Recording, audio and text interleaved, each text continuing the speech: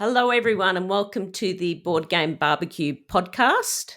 This is episode 318, brought to you by Advent Games, More Than Meeples, and our wonderful Patreons.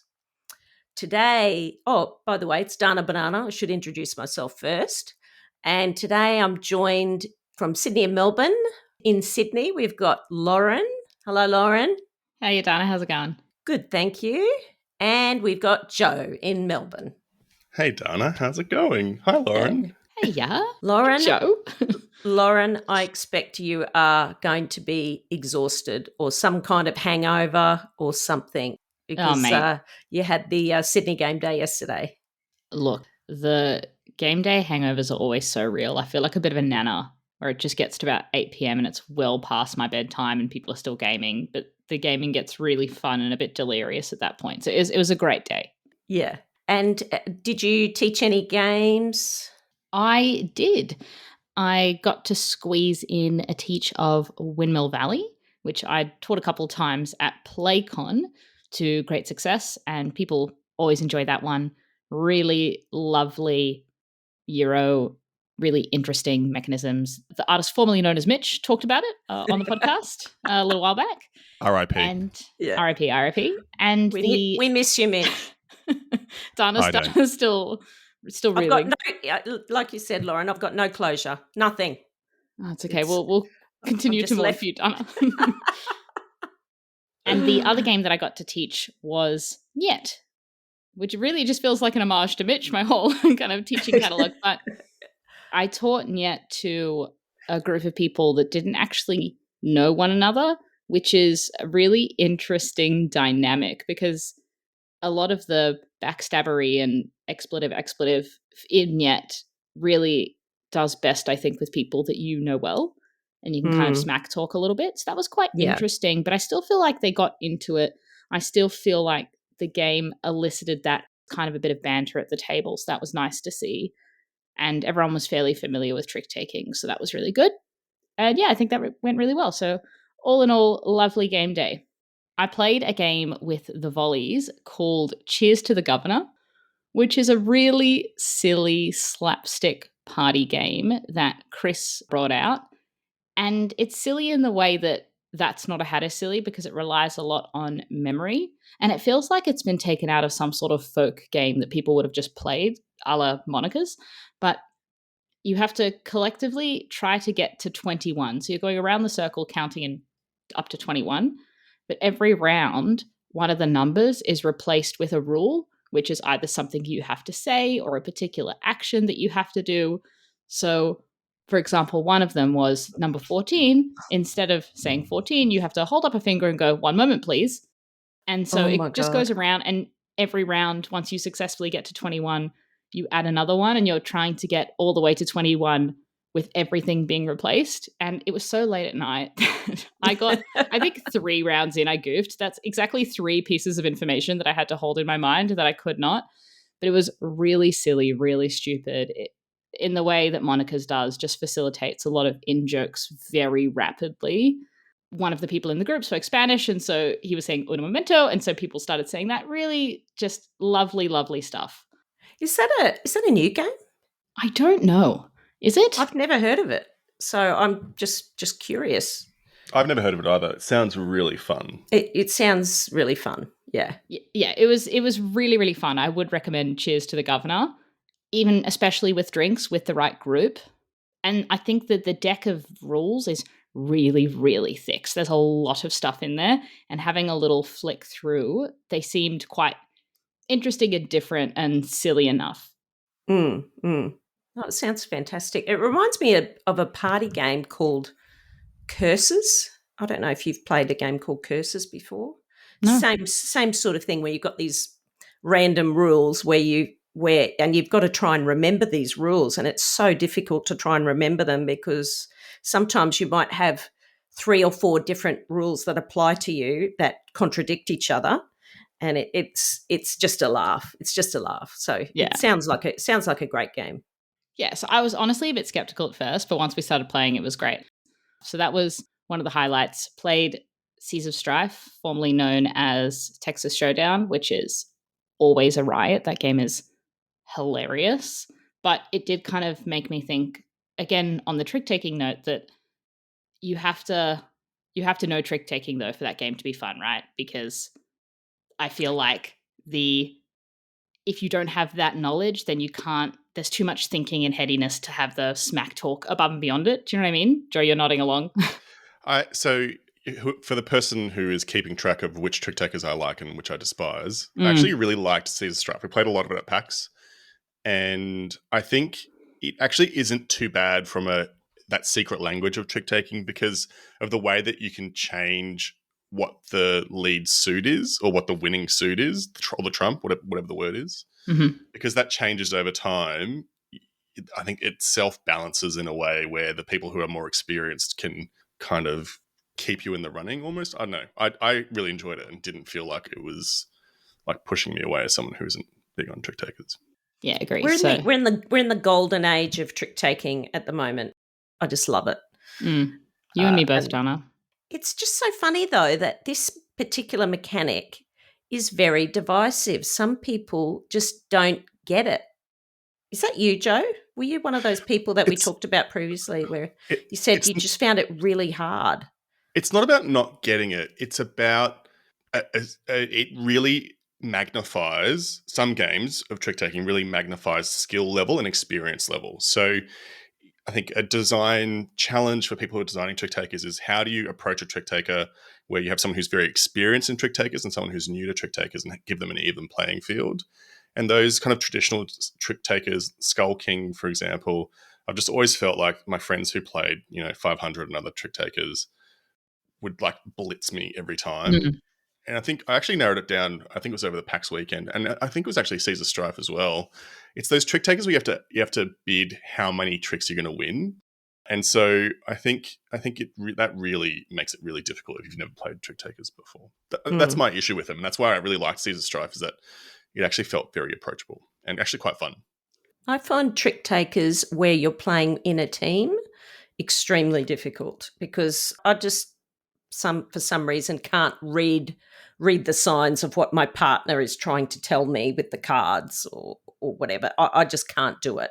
And of course I end up with that feeling that I'm letting people down, which is a bit like in Yet, isn't it?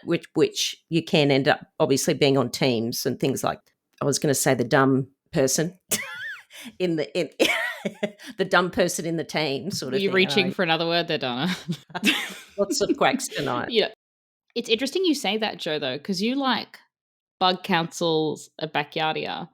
Yeah, love it. That is one of the most obtuse trick takers I've ever played. I really like it because I love trick takers. But that game's not seeking to level the playing field. I think it's just doing it in a very different way.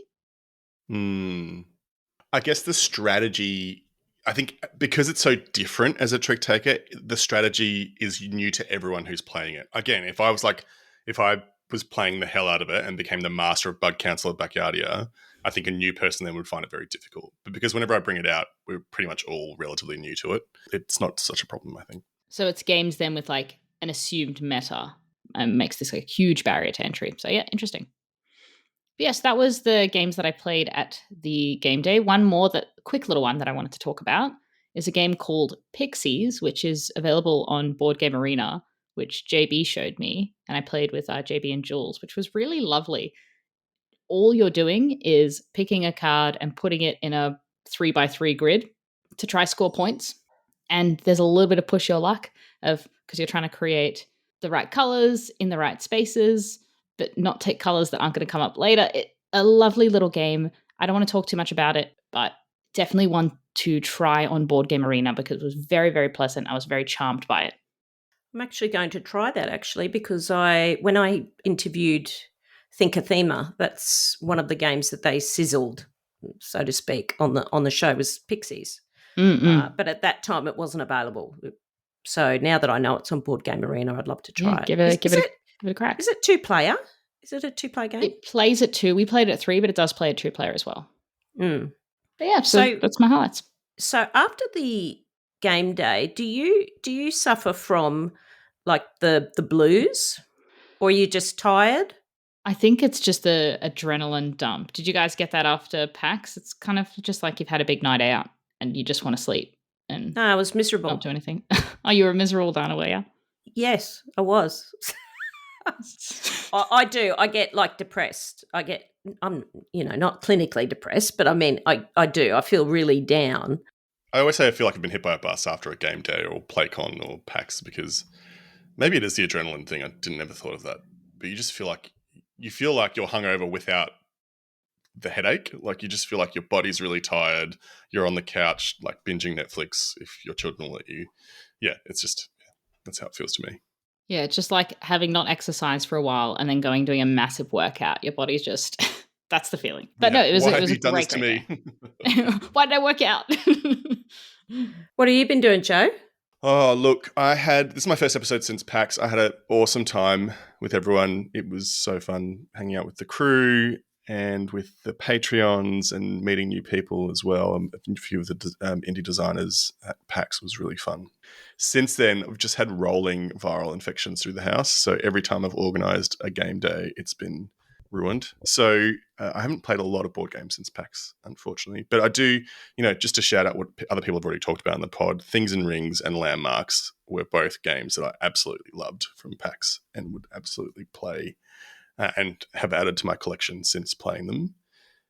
The other thing I would say is the main other thing I've been doing is playing Overwatch 2, which is a video game with people from the community. And a massive thank you to Tom for introducing me to that game because I generally don't like playing multiplayer games online because people are not very nice. But it's been, with not being able to play board games and not being a solo gamer, I've been playing a lot of Overwatch. It's been very, very fun.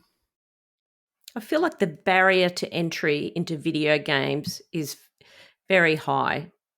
My son has tried to sort of get me to take the controls. I sound like an old woman, but anyway, take the controls. And I cannot work out the buttons. They just make no sense to me, and I'm all over the shop. You just, as an older woman at the age of 50, you just cannot pick up video games. You just can't do it. It's not possible. You can't start at 50. Yes, you can, Dana. I feel like there's like famous like video game grandmas who are on YouTube who like slay people at COD and stuff. I'm sure at Call of Duty. I'm sure you could do it. Yeah, but they might have been playing for years. I don't play any video games at all. You reckon I could do it? I think you'd do it. If you wanted to. I would get the sense you don't want to, but I reckon you could if you wanted to. I could be cool. I could be a cool older lady. I think you're cool, Dana. I think you're a cool lady. Cool, Dana. You're a cool lady. Does the word lady undercut the cool? Lady. Oh, God. My parents used to stay up late at night practicing video games to try to beat the kids. So maybe just do that. Just stay up late. That's very funny. Smash out a bunch of Call of Duty and then smack your kids down. That's extremely funny. I should lie. It's just come to me now that I did play Halo. This was back when my husband and I first got married, and I bought him an Xbox. And we played the first version of Halo. And it was so addictive. And in the end, we just wanted to finish it because we couldn't stop thinking about it. We couldn't sleep. We couldn't sleep because we were thinking about this video game. And in the end, we finished it. And I never touched another game after that because that's so romantic. Were you poning noobs together on the internet? What?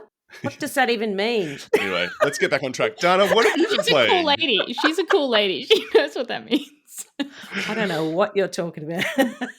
Dana, anyway, what have you been playing? So, I have been playing a game called Paranormal Detectives. I don't know if you've heard of it, but it's by Lucky Duck Games. And I picked up a copy of this for $10 at a secondhand stall. And I thought, should grab it. And if I don't like it, I can always sell it. So, Paranormal Detectives, it's a deduction game, but it's family weight.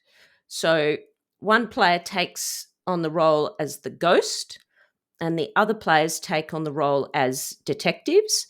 And you're trying to figure out how the subject, who's the ghost, died. So, this can be played cooperatively and competitively, surprisingly. I have only played it cooperatively, but I'm not sure how it would go competitively. I think it would shine cooperatively, but that's how I've played it. The setup is super easy. The rule book is very, very simple. So it's the perfect thing to me to set up quite quickly and play with family. So the ghost just grabs a random story card and it will give you a little blurb on how they died and the circumstances. And they also get a deck of tarot cards, like a dry erase board and a marker.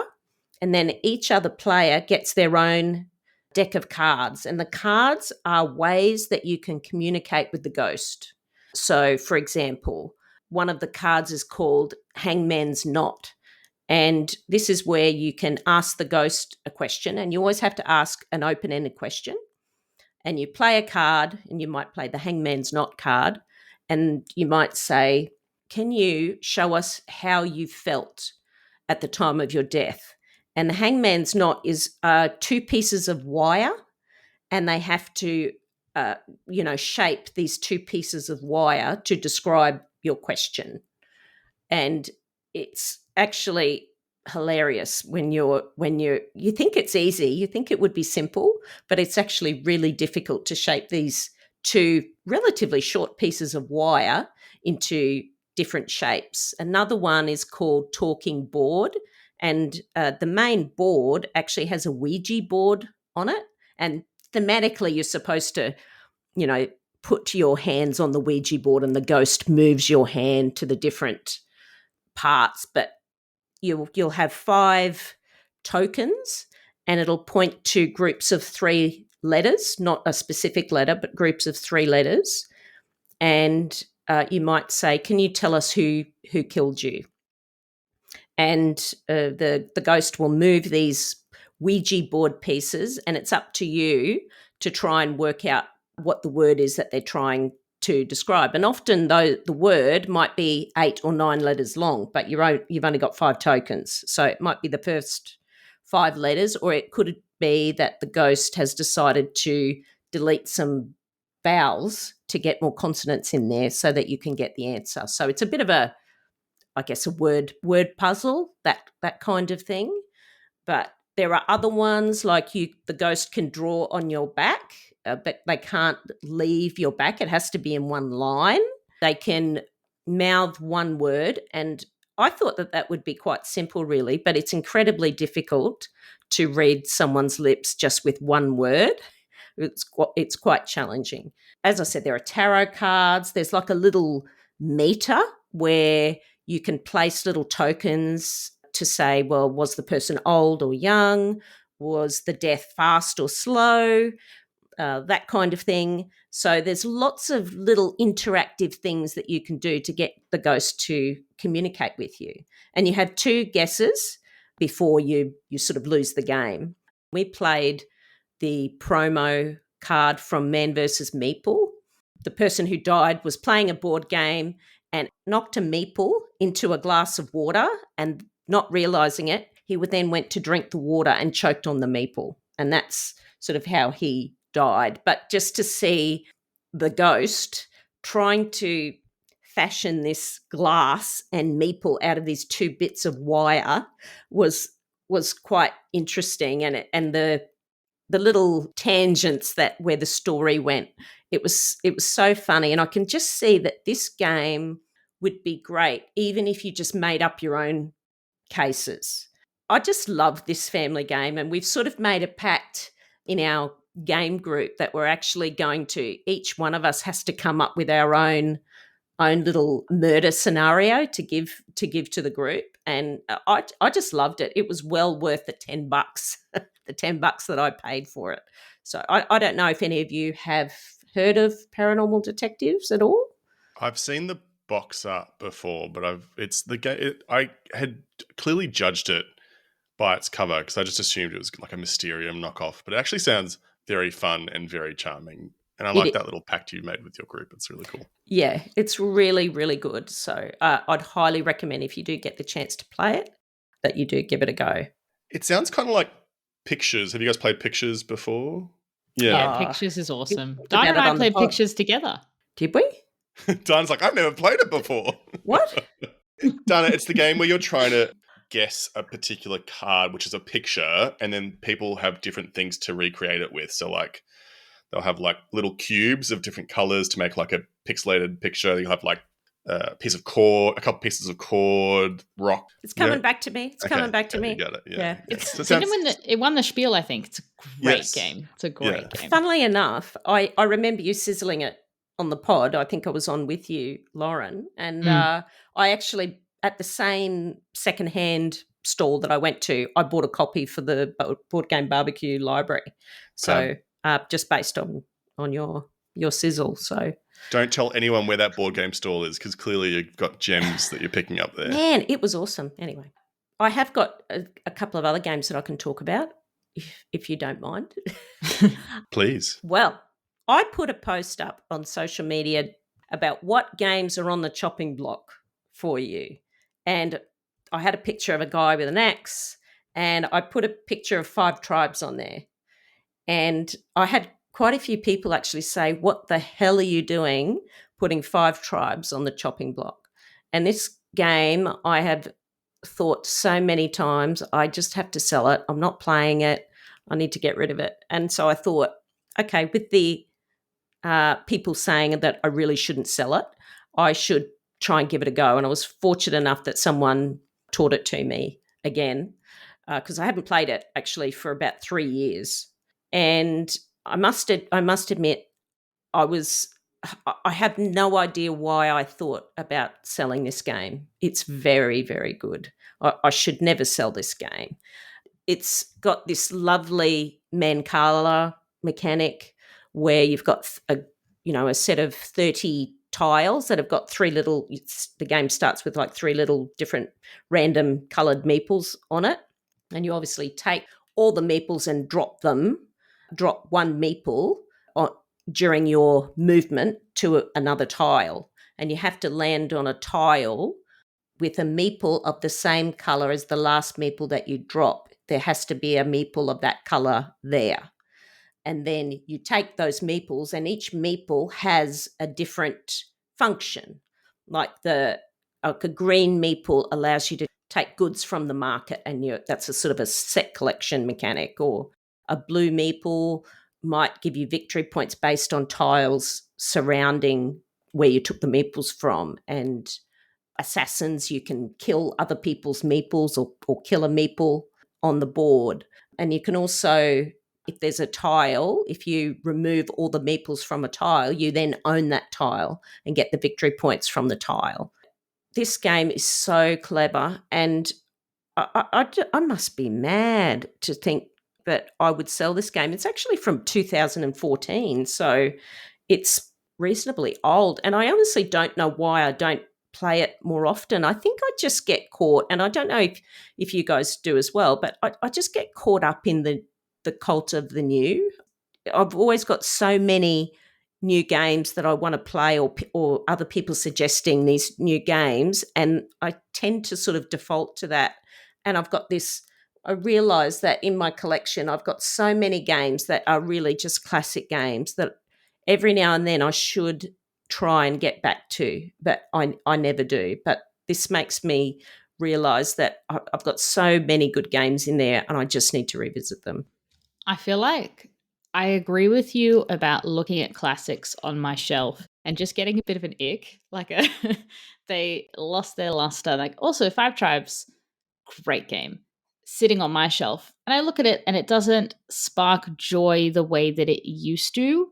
But I don't necessarily think that I get as caught up in the cult of the new as much as I previously did. I feel like now I'm more inclined to play my favorite games if I don't have as much time to play games, or there's, times in my life where things are getting busy and game nights are fewer and far between. I just want to play games I really like rather than kind of chasing things that are new and hot. But at the same time, I do find that I need to revisit old games to go, oh, wait, no, that is good, and I'm just not remembering how good it is because it's been 2 years since I played it.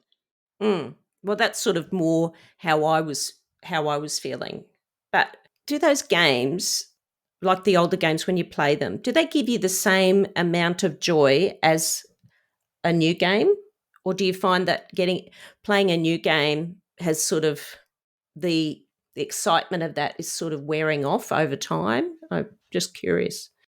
So from my perspective, I made peace a little bit with the cult of the new, in that something I derive a lot of pleasure from is learning new games and teaching them and kind of pushing the buttons of a game that I don't know. And so I get a lot of satisfaction out of that. So I'm not one of those people that necessarily gets satisfaction out of mastery in terms of playing a game a lot until you become really good at it. So for me, that's one of the reasons why I don't often go back to older games. But to answer your question, Dana, I think the games that don't give you that feeling when you play it again are the games you sell, right? So it's those games where they stand the test of time that you think, okay, this is a really good game. I'm not going to sell it because I want to be able to play it in the future, even if I only play it once or twice a year. I think everyone's collection is a bit different, but there's space in your collection for games that you don't play very often. I feel guilty. I feel guilty that it's been sitting there gathering dust, and it's really a very good game. But anyway, that's a Dana problem. I have a confession to make. I've never played Five Tribes. Oh, really? You definitely should try it. I should. It can be super mean. There's one character. The assassin for sure. No. Where you can snipe people's turns 100%. 100%. You can screw people over in that. No, you speak my language, Lauren. I don't play it that way. We don't play it that way. We play nice. So it's not too bad. But yeah, no, it's very good. And actually, I played with the expansion. Oh, God. Now I'm having a you moment, Lauren, where I can't even remember the name of it. Calling it a you moment. I rescind my cool lady comment. That's rough. Sorry. I can't even remember it. I'll talk about it later when I look it up. It's one of them anyway. And actually, it was very good. I'm actually going to extend my thing, and I'm going to talk about another game. I'm just going to do it, and it's only a short one. Fantasy Realms. Have you played that before? There's a deluxe edition out. So I was taught this at a game event maybe a month ago or so. Oh, so good. Super easy. You get dealt 7 cards, and on your turn, you either pick up a card from the discard market or the deck, and then you have to discard a card. You're only ever going to end the game with 7 cards, and you've just got to try and get the best 7 cards, and the game ends when the market has 10 cards in it. Man, this game is so good. It is the deluxe edition actually comes with these beautiful card sleeves, plus it comes with an expansion, and it has, like, the cards have really cool abilities where I can't even remember how many suits there are, but there's different types of cards, and it might say you get 15 points if you have a weather card in your hand, but then there are other more punishing cards, like where it might give you a penalty if you have weather cards in your hand, or you can get 35 points if you have an army, but you can't have a leader. And if you have a leader, the card's going to be blanked, which means it doesn't score anything. So it can be a little bit AP inducing, trying to work out what the best cards in your hand. But this game is gold. It is so good and so easy to set up and play. I love it. I'm not sure if you guys have played it before. Yeah, I own it. Have you played it, Lauren? Yes, I have. I've never owned it because I really hated the art of the original version, and even the new version, the art I'm not too crash hot on. Oh no, I should look it up. It's good. Look at it. Better. It's way better. It's better. But it's because, Lauren, you're not a pasty white teenage nerd. That's why it's not singing that's to true. you. I don't need my waves to have boobs. I don't. Oh gosh, that's funny. Yeah, look, the game design is so clean. I think that's the one thing you can say about that game. Yep. Clean and lean. Yeah. Clean and lean. Clean. Unlike us. That's how I like my men. Oh my gosh.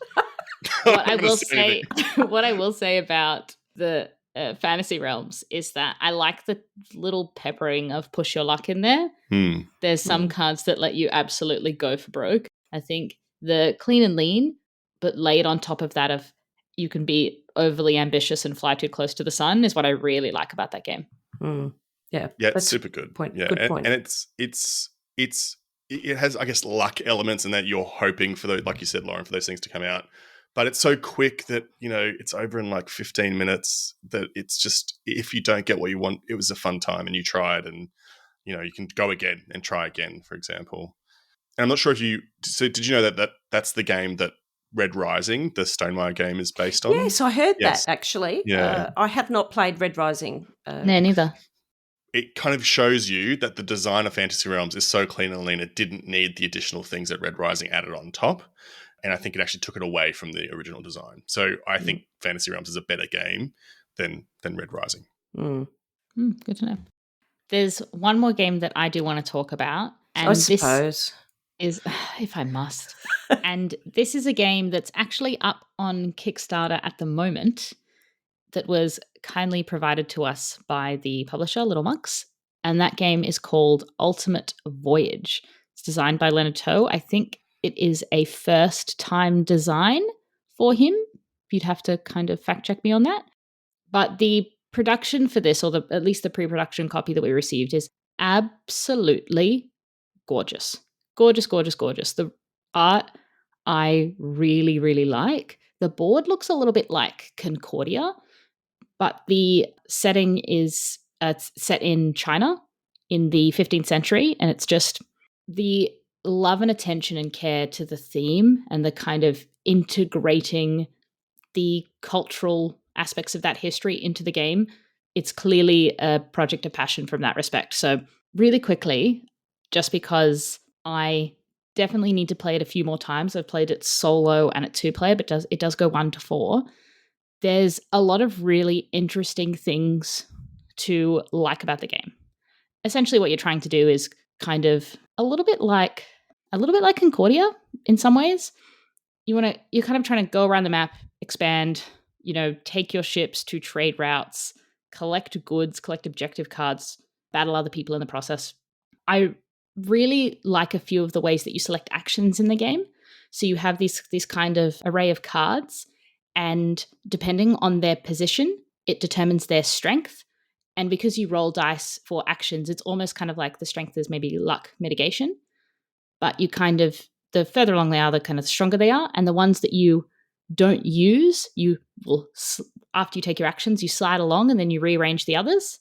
So it forces you to kind of, you can't just spam the same action over and over. You kind of have to think about how you're going to take your actions and which ones you want to be more powerful when. So there's a little bit of forward planning required in that respect, which I really, really enjoyed.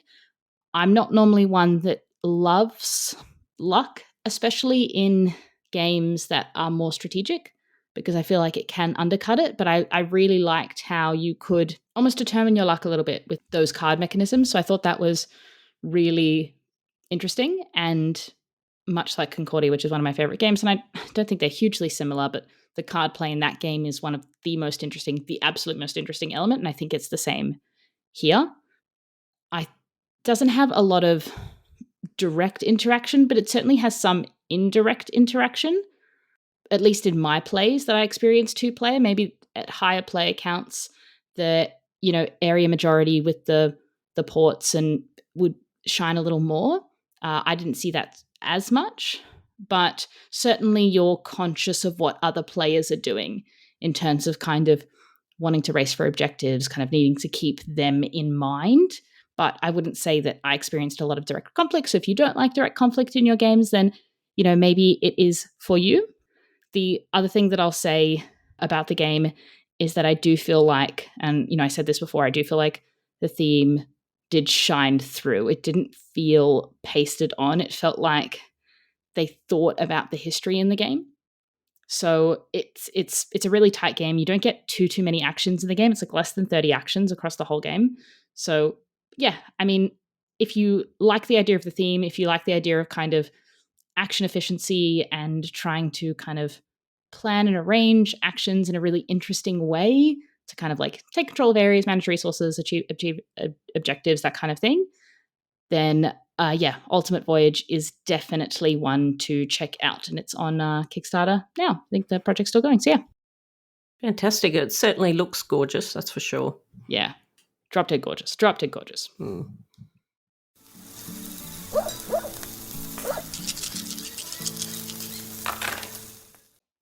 So, it's sizzle time. And Lauren, you've been playing something that this word I haven't heard for a very long time.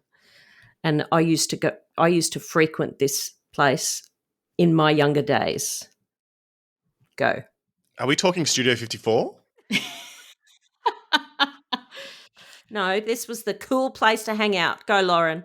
Mate, I used to frequent this place. I remember the last Blockbuster that was near my friend's place that we would go to after school. We would grab a movie, we would grab snacks, head over to her place. Blockbuster is I think, mass market party game. It comes in like a VHS cassette tape box. Have either of you played it? Nope. Yeah, we played it at Adrian's house for his birthday. It was really fun. It's so unassuming, right? This game. So it's basically a movie trivia game, more or less. So you're in two teams and there's several rounds. And we did implement some house rules that I think make the game way better, which I'm going to clarify. But essentially what you do in the game is you go one person in one team versus one person in another will go head to head for the start. And it'll be things like, name movies with dogs or name movies that were filmed in black and white. So something like that. And you just have to go kind of like with a ticking time bomb. So you have to kind of pass it back and forth, naming movies that relate to that topic until the time goes off. And if the bomb, goes off or the timer goes off while it's on you, the other team gets the start or advantage.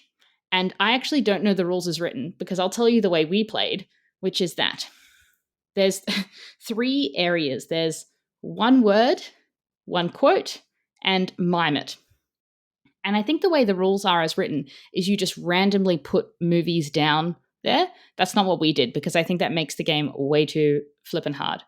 What we did is the winner of that head-to-head, they pick up 6 cards. They choose 3 for their own team, and they get to assign them to one of those, and then they give the other 3 to the other team, and they get to assign it. And it's just raucous fun. It is just raucous fun. I'm not a huge movie buff. I've seen not very many movies. I much prefer to binge watch TV series, like the same ones over and over. It's just raucous fun. In the same way, and I keep using monikers as the litmus test for this, but it is just the perfect quintessential example for me of games that elicit fun and in-jokes in-game. The way that you can, think of a quote from a movie that you think is so iconic and the other team doesn't get it is just hilarious. The way you think of acting out movies, it's just really, really, really good. It's a really good party game. It is so universal. Who doesn't watch movies or who doesn't know classic movies? I think that because of the nature of the cards, unless you were going to make your own, it probably ages out younger people a little bit. Perfect. I would say it's like perfect. Under, you would have a hard time playing it with kids under 16 or 18, I reckon. You can, what do you think, Joe, just about the nature of the kind of movies included there? Yeah, I agree. Yeah, and I guess that kind of fits the theme, Blockbuster, kids wouldn't have any idea what a videotape is. So, but I agree. I think you'd have to make your own deck of cards and I'm sure it wouldn't be hard to do at all. But I just really, really enjoyed miming out. We had James ran up to the TV and was like pretending to crawl out of it for the ring. He was just really silly. And I think it's the kind of, you don't realize how much knowledge you have of iconic movies until you play that kind of game, and all this stuff just comes from the corners of your mind. It's like, how do I remember that quote? How do I know that thing? But you just do, right? Because they're so iconic. And also the opposite, because I remember in that head-to-head bit where you're like passing the buzzer back, like essentially the bomb backwards and forwards. I remember when we played it at Adrian's house, like Dan and I would crumble under the pressure. You'd be listening to everyone else give their kind of movies, and you'd be like, "Yeah, that's easy. I've got heaps of movies in my head." And then a movie, I think my example was high school movies, and I just like went blank to potential high school movies at that moment. Yeah. Very funny. Oh, the blank moments when you're under the time pressure of the head-to-head might be the best part. The prompt I gave before of movies with dogs, I was against a friend, and we were on opposite teams, but we're the least kind of movie buff people of everyone in the group. And it was either movies with dogs or black and white. We just Oh my God. sat staring at each other for the full timer, saying nothing but laughing, like nothing. And like movies with dogs, outside of that time pressure, I don't know, Beethoven, Marley and Me, got anything right, but I couldn't think of anything. Just created really funny moments. If you have someone in your life that likes movies, we're approaching Christmas. Honest to God, this might be the best stocking stuffer for someone in your life who likes movies, because even if someone's not a board gamer, they will play this. This is a great game for the holidays. Great game for a large group of people that, while it does age out younger people, people much older can get involved as well. Nan can get involved as well, for sure. I thoroughly, thoroughly enjoyed Blockbuster. And it's easily a game you would walk past on a board game shelf where you'd be like, Yes, "Oh, that looks yes. like it's going to be a turd," because it looks like a turd on the outside, but actually it's a very good game on the inside. It's a videotape, isn't it? It literally, like the box is a videotape, isn't it? Yeah. Don't pass it by. I reckon you could pick it up for like $20, $25. Yeah. Oh, that's a great recommendation. I always think that I'm just talking about back in my day, back in the 80s, movies were so infrequent. It was hard to see a movie, like especially a new movie. It was expensive, or you just didn't. I mean, we used to tape movies off the television and things like that and keep them for years on videotape. But I think that's why back in those days, movie quotes and parts of movies were so iconic and so ingrained in our minds, because they were just so important at that time, because they were just such a treat. Whereas I don't think we have that. If I can think about my kids, I don't think they have that. They're just on to the next movie all the time, like next one, next one, next one. So, Joe, what have you got? Me. So, I am going through a bit of a board game drought, but I have been meaning to talk about this particular game, even though Jules has spoken about it a while ago on the pod before. It's Courtisans. So, Courtisans is a fabulous game. If you missed Jules talking about it, I would listen in, because I don't think it got the recognition it deserved. I think it didn't really hit the board game consciousness very much, and I highly recommend it. It is a very approachable game. It's pretty quick. It's a card-based game where essentially the theme of it is you're trying to curry the favor of these 6 different fantasy families, essentially, to support them to be king or something like that. But what you're doing is you're using cards to essentially change over or change around the scoring condition. And so the whole point of the game is you're going to be laying these cards that are relevant to each faction. I think there's 6 different factions of different colors. And you always have 3 cards in your hand that you draw from the deck. And you'll place a card in front of you. You'll place a card in the central court area of the game. And then you'll place a card in someone else's tableau, essentially. And what you're trying to do is you're trying to essentially game the system so that you score the most points by making sure that the families or the factions that you have in front of you, that you've played in front of you, are the ones who are going to score the most points at the end of the game. And the way that you change how many points each faction scores at the end of the game is that when you're placing cards in that central court area, what you do is you place it either at the top or the bottom. At the top, it means that card counts for positive points. At the bottom, it means for negative points. And so by the end of the game, once the deck runs out, the balance of cards on the top and the bottom for that particular faction is how many points each card of that faction is worth in terms of the cards in front of you. So, for example, if you had 3 cards for the green faction on top, 2 cards on the bottom, the remainder is +1. That means every green card that a player has in front of them is worth +1 point. If it's negative, then each of those cards is worth negative points. The twist in this game is that there are ability cards, like a lot of other card games, where they have additional abilities. And my favorite is the Spy, where you get to place those cards face down, either in the court area, so that way it will either add positive or negative points to one of the factions and no one else in the game knows what that card is. So you can affect the scoring. Or you can place it face down in someone else's tableau. And so, or even actually face down in your own tableau so people don't know what you're kind of aiming for. And so in the game that I played, I really screwed over one of the other people who we were playing with because I was placing face down cards of the color that I knew was definitely going to have negative points by the end of the game. So I was like giving them negative points each time.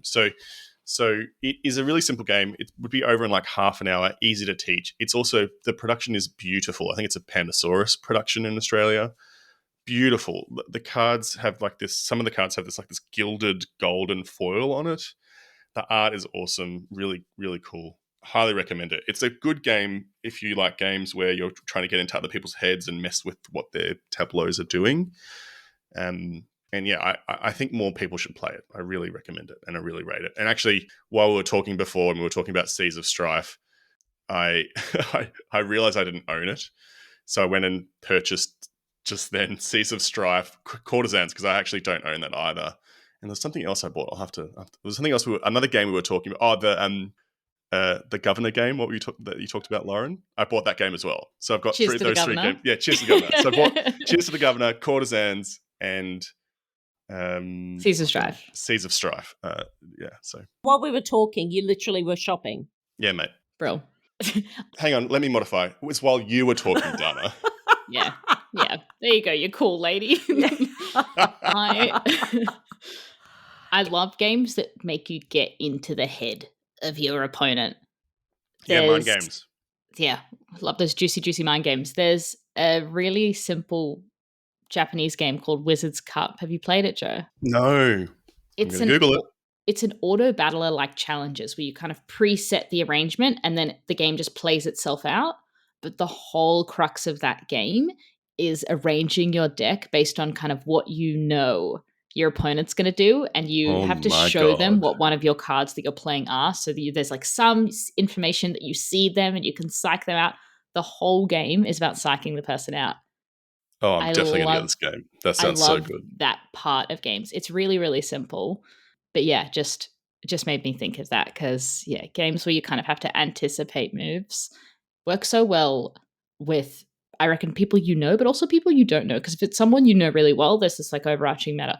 If it's someone you don't know well or you're playing that game with for the first time, that knowledge emerges in game still, which is still really cool. Yeah. And I guess the good thing about Courtisans is it's not confrontational in that way because the main cards you're playing face down, so people don't know. And it could change. Like you could put a main card down, and then that faction becomes positive over the course of the game. So I think, I think it's an approachable meanness, which is an approachable mind messing with. I notice it says you can play it at 2. 2 to 4. I've only played it at 3 and 4. Do you think it would be any good at 2? I think it would be a lot more. It'd be a lot more cutthroat at 2, I feel, because there's no one else to mitigate the damage that you're doing. So I think it'd be really. I should actually try. I'll play it with my husband and report back and let you know. Yeah, because it's like it feels like the game's like Azul. Azul becomes really bitey at 2-player. Ooh, yeah. You know what I mean? I feel like it feels like it would be like that. Yeah, I agree. But yeah, so that was Courtisans. So highly recommend you go and check it out. Yeah, it's also really beautiful. Yeah, the art's stunning, and like I said, those foil cards. I didn't expect it to be so nice. The court area is also a fabric mat as well, so it's one of those handkerchiefs, as Mitch would say, RIP. Luxurious, RIP. Are we going to be saying that for the next 6 months? Poor old Mitch. Oh, anyway, thank you, Joe.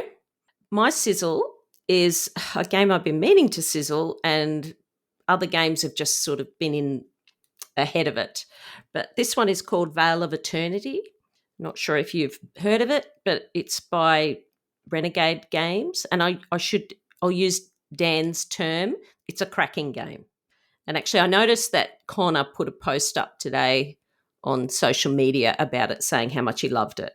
So it's just an awesome game, and it seems to be the theme today that I'm talking about, very simple drafting games, really, but this is along those lines. I've seemed to have developed a bit of affinity for them lately, and it's very easy to teach. You can play it in under an hour, and I really like games at the moment where you benefit from playing these games repeatedly, where you get to know the cards, and I love that idea of just becoming familiar with everything and it not being a struggle, but it can just be a really quick tussle between two people. Although this can play up to four. So Vale of Eternity, as I said, plays 2 to 4. It can be taught in about 5 minutes, probably 5 to 10 minutes, and it takes about 2 minutes to set up. It's so good. You've got a score track, a small board, a deck of cards, and some sort of markers that you're going to be using for bidding on cards. That's it. It's really, really simple. But the theme of the game is that you're taking on the role of like a monster hunter, and you're supposed to be going out and hunting these monsters and then summoning them into your player area. So at the start of the game, you deal out a number of cards for twice the number of players. So, for example, if you're playing a 2-player game, you deal out 4 cards, and on this little circular board, there are 5 different spots, because I think there are 5 different suits. I think that's right, or 5 different. They're called something I can't remember, but suits, I guess, anyway. And you'll place them based on what color or what suit the card is. There is a place for each on this circular board, and that will determine where it's placed. Will determine how much you'll get from that card if you sell it. And the round starts, and you get 2 markers, and you're going to do a snake draft.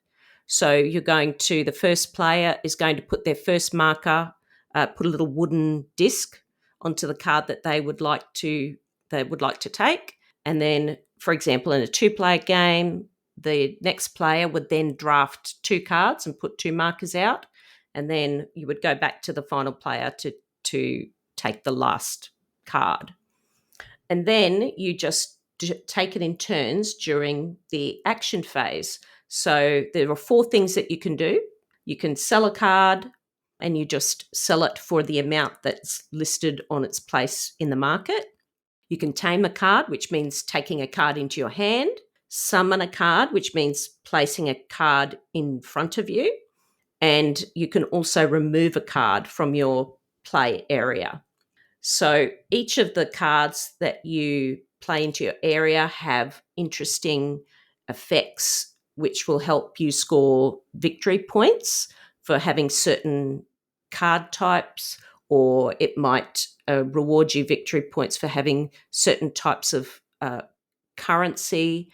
And there are instant effects, and then there's also ongoing effects, which you'll activate in the resolution phase at the end of taking those actions before you pass. And there are 10 rounds, and the game ends at the end of the 10th round, or when someone reaches 60 points or more. So this sounds fairly run of the mill when I talk about it, but there's a couple of little interesting rules that make it just that little bit different. So the currency in the game, they're called magic stones, and they come in 3 different denominations. They come in a 1, a 3, and a 6. And here's the thing, is that during the game, you can only ever have 4 stones, regardless of what the denomination is. So you can either have 4 1s, 4 6s, it doesn't matter. You can never exceed 4 in the game. So part of the game is sort of controlling the flow of these magic stones and trying to get the best combination of denominations so that you don't waste your 6s, because you actually don't get any change. If you've got a card that costs 8 and you only have 2 6s, you're going to lose 4. You don't get any change from that. it's also a game where you're just constantly adapting your tableau to, you've really got to keep an eye on what your opponents are doing and what cards they have in their play area as well. And the second rule that's interesting is that you can only have a number of cards in your play area, or in your play area, equal to the round number. So in round 1, you can only ever have 1 card. Round 2, you can have 2 cards, all the way up to 10. And if you wanted to remove a card from your play area, because you may want to do that, it may have an instant effect, for example. And so you might want to get rid of it because you're limited with how many cards you can have in your play area. When you remove a card, you get magic stones equal to the round number in money. So it's got some really great decisions in this game. It's very, very, it's got a really lovely flow to the game as well. I just really love the decisions in the game where you're trying to determine which cards are going to be the most helpful, but at the same time, you're going to have to do a lot of blocking and just taking cards that your opponents want, which is why you have to keep an eye on what they're doing. It just made such a good impression on me, and it's just something that when I finished it, I was happy to shuffle up and just have another go at it. And I just also have to mention as well, like Courtisans, it's really lovely. It's very, very pretty. The artwork is actually from it's actually several artists, but one of them in particular was like an animation, a Chinese animation specialist that did the artwork. But it's really, really beautiful. And I did actually look that you can get this game. It's about $50, which I think is pretty good.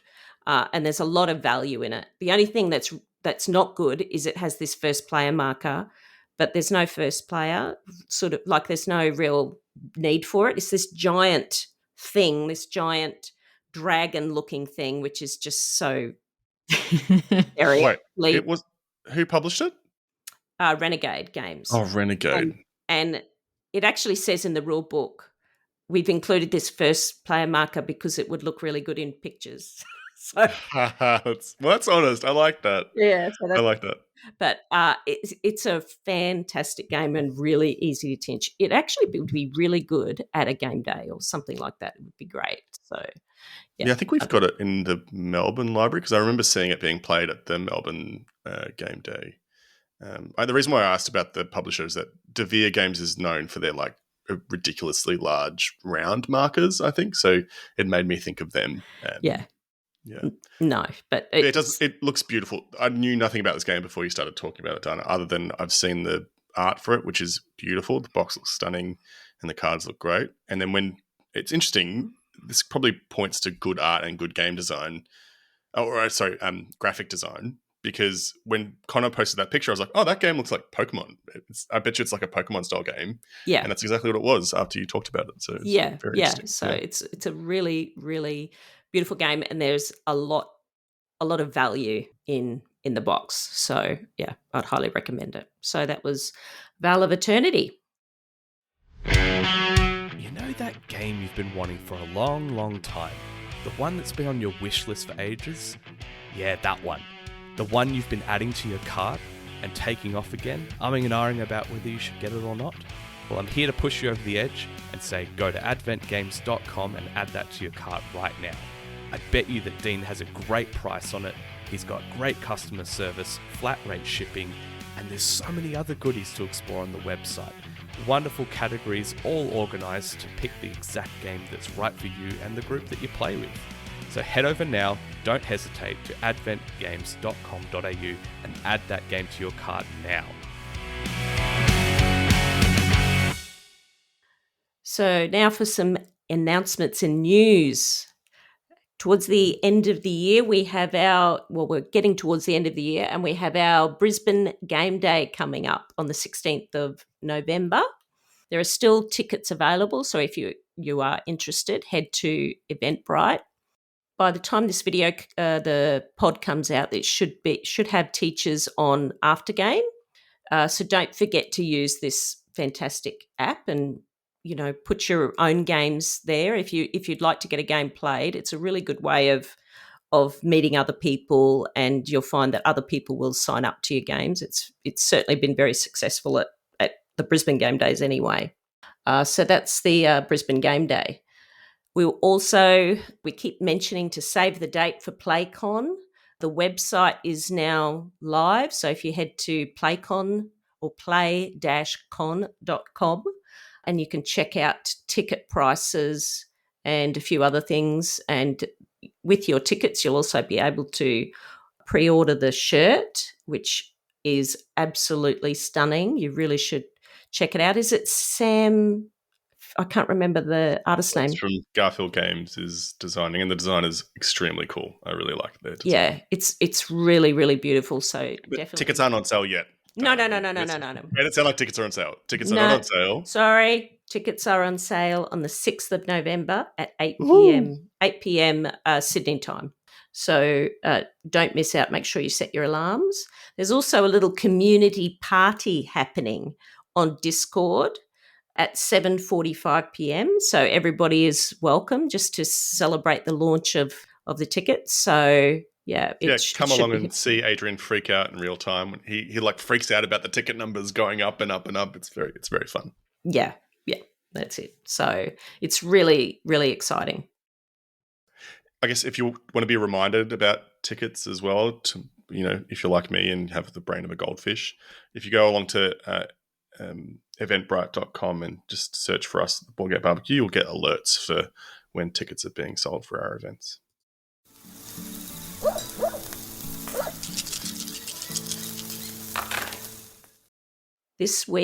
Last week's question of the pod was, what game outstays its welcome at max player count and why? Were you guys on the pod last week? I'm not sure. I did discuss it. Can you think of any games off the top of your head that outstay their welcome? Oh, loads. Easily. Very easy. Easy peasy. Go. There's a few of mine that overlap, I think, with the community. So I might read some of these out, and I'm going to chime in because I agree with some of these. Okay, off you go. So Jamie Lawrence says, almost any game with more than 4 players.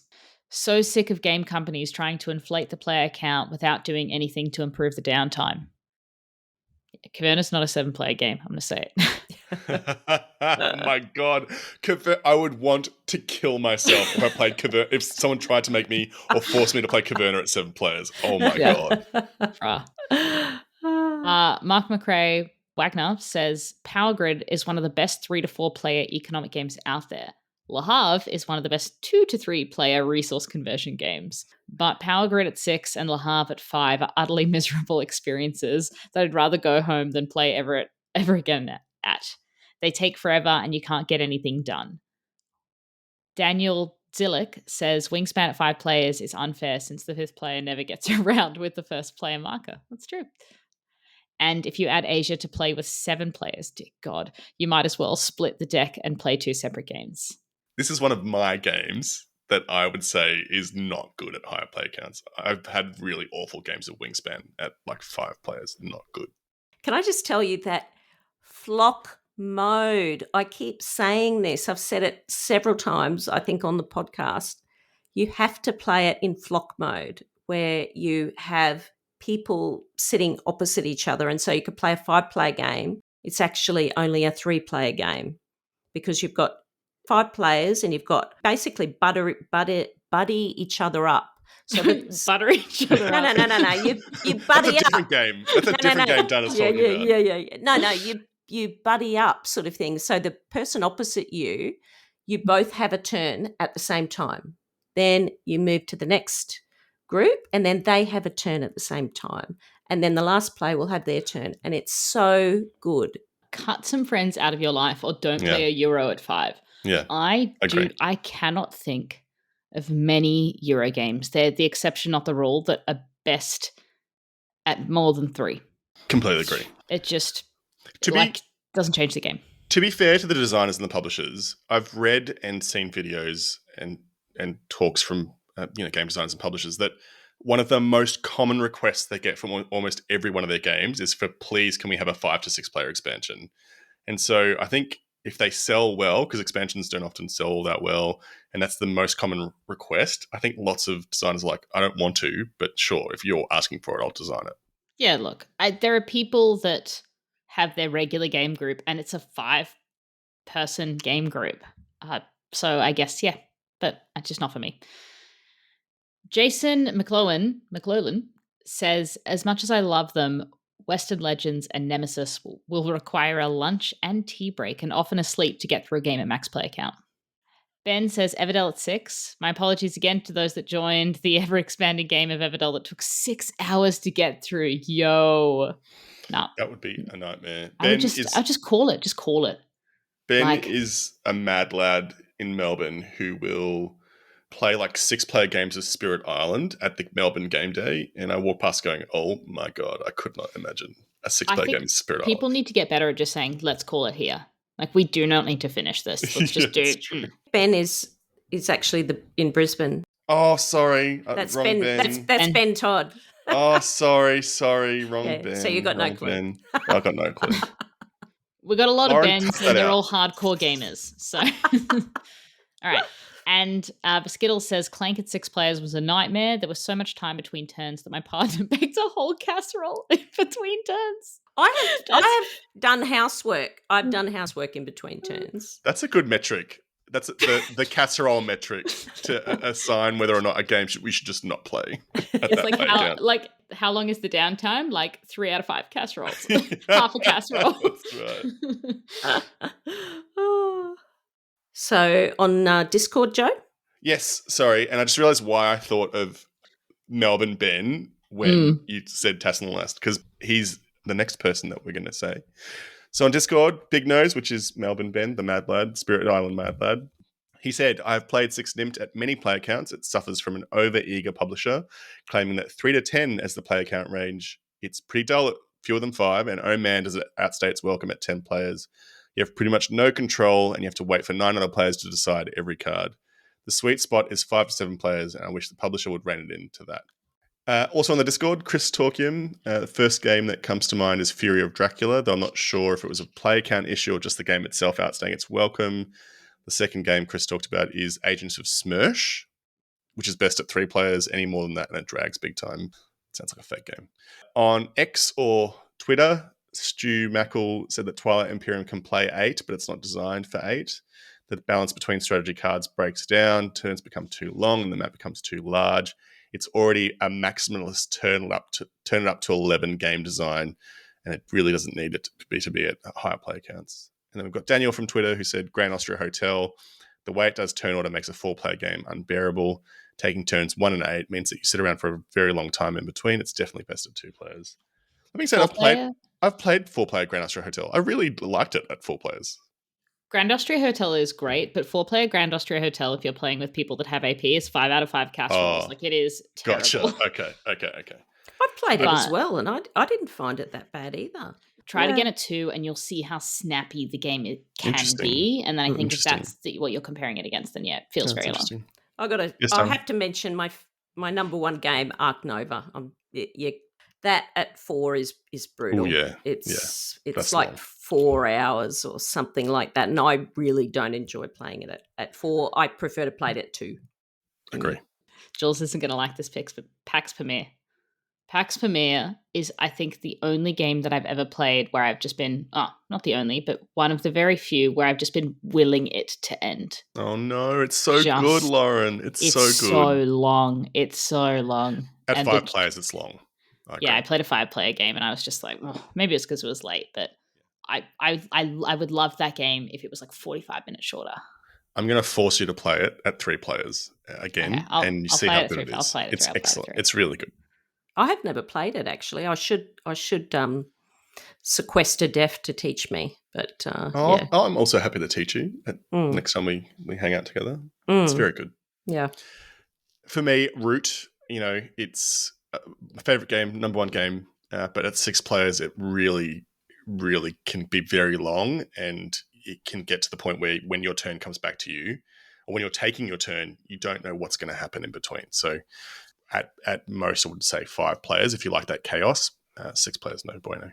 I've got to ask, when you are having you are in a game like Pax Pamir or whatever, and it's just dragging, what do you like? Are you just like getting really frustrated inside, and do you try and look? Sometimes if that happens to me, I have to do something, otherwise I'm gonna flip. I have to do housework or do something useful. I can't stand sitting there, otherwise I'm gonna lose it. Do you find that? If it's online, I'll just straight up do something else. Like I will pull up chess.com or I'll pull up Board Game Arena and just play a little game in between my turns. If it's online and I'm playing with someone who's really bad, not so much so that when it comes to me it would hold up my turn, but that would be very rare circumstances that I would do that. Someone would have to have proper AP. When I'm in person, it's fine because I normally just have a chat to the people at the table. The people I play with are normally okay with that. Like for us just to have a bit of a chin wag on the side while they take their turn. So it's in person, I've never had as much of a problem. Yeah. If it's really bad in person, I've got like a little black book of these are the people I'm not playing board games with. You make a note of it. So I make a note of this person, not playing this game or long games with again. Am I in that? No, Dana. You're not in Joe's burn book yet. Not yet. Not yet. Dana's a fugly. Anyway. Yeah. Excuse me. So the new question of the pod is, how do you? This is after Joe because he's in a rut. Me. He's in a rut. How do you manage a board game slump? How have you been coping, Joe?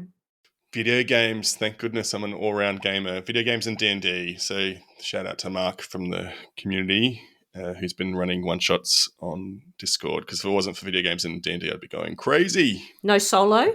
No solo games? I just can't. I got out Slay the Spire today to play it solo, and I just can't. It just is...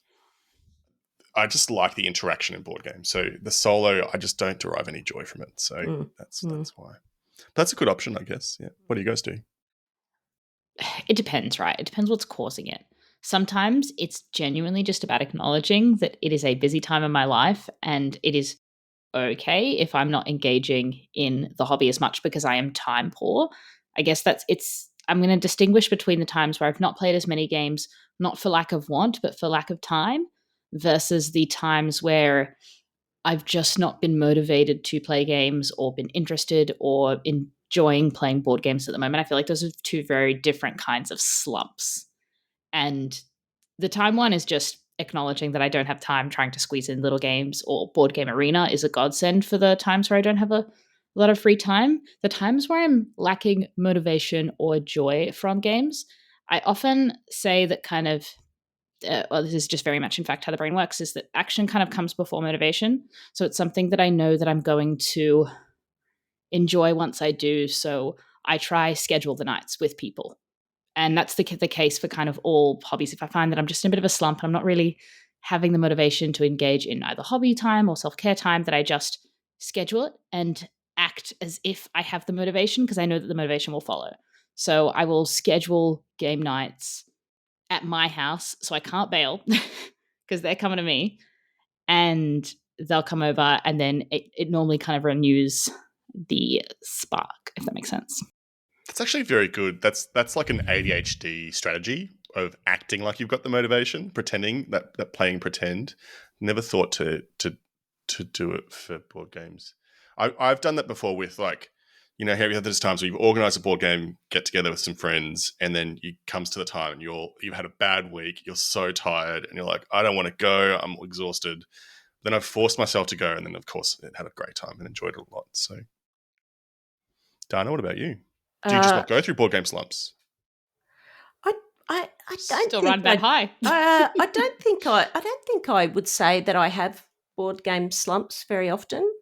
Having said that, I don't have young children, so I'm thinking that if I had young children, I probably would have that. But I've sort of got my time to myself. My children are very independent now; they're older, and I meet up fairly regularly with my game group, and these ladies, I've mentioned it before, but all I have to do is just spend some time with them, and I'm happy as Larry. I'm just so lucky to have them, and that's enough to get me out of any slump. So, yeah. I think that's what I'm feeling the most is I've got a regular board game group and I just have not seen them very much over the last 6 months for various reasons, 2-year-old, work, all that jazz. So it's just been, I just haven't seen them much. And so I think that's what I miss the most. It's not necessarily the board games. It's not getting to the board game get-togethers that they're having. Oh yeah, it's the social interaction more than anything. So yeah, I agree. So, all right. Well, let us know how you manage your board game slump, or if you're in a rut. We'd be interested to know.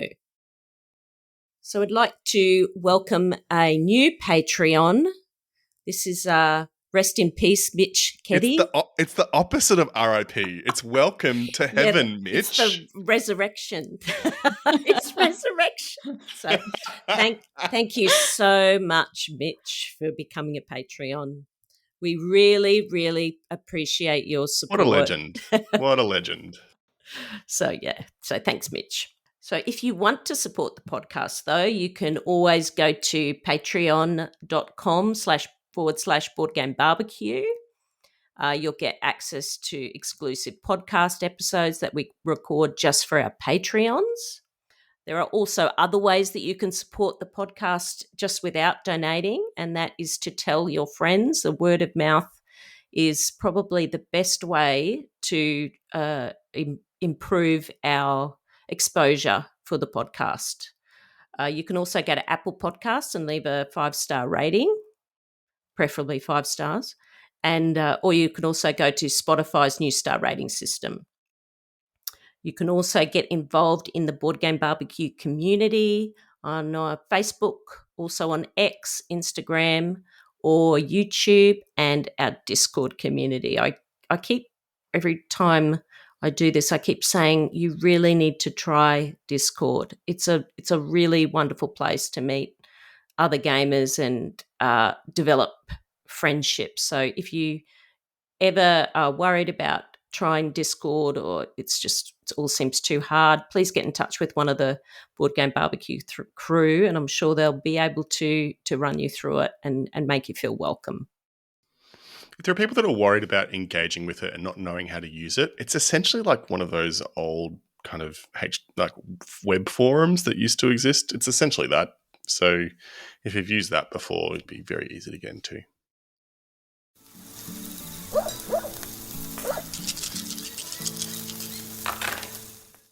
So we've got our new segment. Well, it's not really new anymore.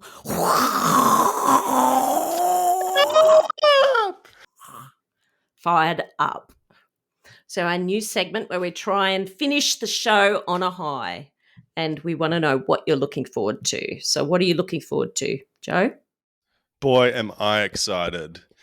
I've really been engaging with RPGs a lot more lately, which has been nice because you can play them online. And on the PAX episode, something I mentioned is coming across this indie RPG called Fight with Spirit, which is an RPG that's all about essentially role-playing the drama of a team-based sport, essentially, where you have rivals and you're like you're playing other teams. I'm so bad at sports, I can't even tell you the words I need to use to describe these things. But you've got the perfect body for it, Joe. How are you calling me fat? How dare you, Dana? Everyone has heard this. Dana called me fat on the pod.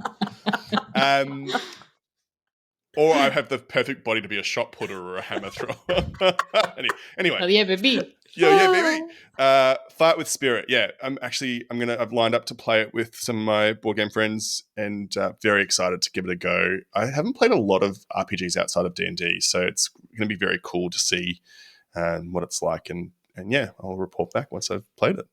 I'm really excited to hear your thoughts because I got so many RPGs that I want to show people in the community that are just so awesome. So you're very keen to hear your thoughts. Awesome. What about you guys? I, at the game day yesterday, purchased from Dean Advent Games, Let's Go to Japan, which Dana has talked ever so lovingly about on the podcast. Every game day we pick something up from Dean just to support him because he's great. And James loves Japan. He's very otaku. I think that's the word for people who are very into He's Japanese a weeb. culture. Yeah, he massively. And it's just, I've played it before with Carrie. It's really lovely just to kind of getting to plan out your week itinerary in Japan and then just talking through, I'm going here and then I'm doing this and I'm doing this. And I'm really excited to play it with James because he loves Japan so much that I think he's going to adore it. So I'm really excited to show it to him. So fun. It's such a beautiful game. And I love that part. That's my favorite part of the game is when you talk through and you say, okay, I'm going to go here and then I'm going to go here and then I'm catching a train to Kyoto and then I'm going to go. Especially when your itinerary is crap. Yeah. And then so we're going to Tokyo. From Kyoto. all the way to Osaka for dinner. But let me tell you what, we're bolting back to Tokyo to see the sumo. I love it. It's such a good game. Love it. Absolutely love it. So What's got you fired up, Dana? Oh, well. Right. I am going to Supernova. I have never been to anything like that before. Wow. It's a bit of a young person's thing, I think. That's not true. Not true at all. Really? I don't think there's going to be too many old people there. But anyway. Oh, there will be. Oh, okay. Well, anyway, so I am going there. I am working with More Than Meeples. More Than Meeples have a stall there. But I'm really excited to see all the cosplay costumes, and there are some interesting stars there which I could get a photo with. Like there's the guy, you're going to think this is really lame, but there's the guy from Cobra Kai and Karate Kid, the bad guy. I can't even think of his name in the show now. Oh, yeah. Anyway, his real name is Martin Cove. Anyway, he's going to be there, so I could get a picture with him. So I'm really... Dana, how many young people do you think are going to line up to meet that guy? There would be young people that I'm sure, well, my kids have watched it, but I'm sure there would be younger people that would watch Cobra Kai, wouldn't they? Oh, maybe not. Maybe it's just people like me who want to relive the 80s. I don't know. But anyway, he's going to be there. There's David Wenham from Lord of the Rings is going to be there. There's Matthew Riley, the author. I don't know if you've read any of his books. So some of these people are actually doing, like panels or whatever. And More Than Meeples is about 20 meters from the Disney Lorcaner store. Oh dear. That's so cool. I sent a picture to Connor actually. We have not had a dining table for about 2 weeks. It is covered in Lorcaner cards. And the kids are just saying, what the hell are you doing, Mum? And I've gone just off the deep end with these bloody cards. And it all started from just standing in that queue of that store. And now I'm deep into it. How good. What are you cosplaying as, Dana? Supernova. Oh, I can't because I'm working for More Than Meeples. I have to put on a good, I have to put on make an impression, I'm going to email Tristan and Sig and ask them to let you cosplay as something, and then you must be forced to be cosplaying as something. I probably would. What would you cosplay as? What would I cosplay as? Probably something board gaming. I don't know whether you can do that. Oh my god! Oh my god! That would be super easy. Just a top hat, a tie, and some braces. That would be so easy.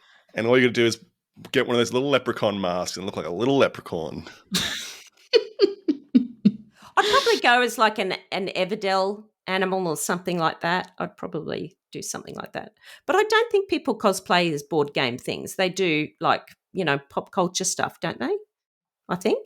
Yeah, like anime stuff and get video games and stuff. Yeah, that sort of stuff. Anyway, so I am very much looking forward to my first Supernova.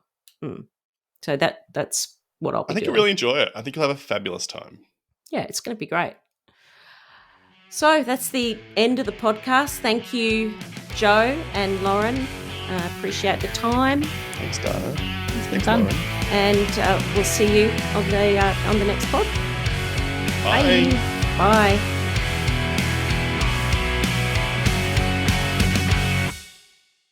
Levels. Oh.